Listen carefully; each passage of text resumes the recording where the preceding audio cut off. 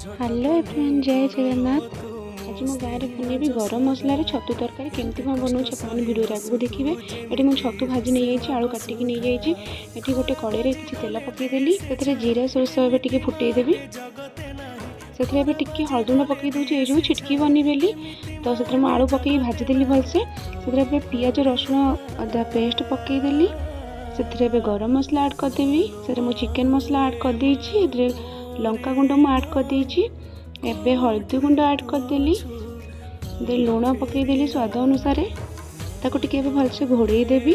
जेहेतु आज आम गाँव पलैबू कटक, तो समस्ते कहले आज तू तरकारी कर आम खाइबू। तो से टमाटो पकई टे पानी देकर भलसे कषीदेली। भलसे कषिसारा मुझे छतु पकईदेली, भलसे गोलैदेली। से पानी देदेवी। ये मोर तरकारी हो आसला। मोर तरकारी हो गला रेडी। तरकारी मोर सरीगला बाहर।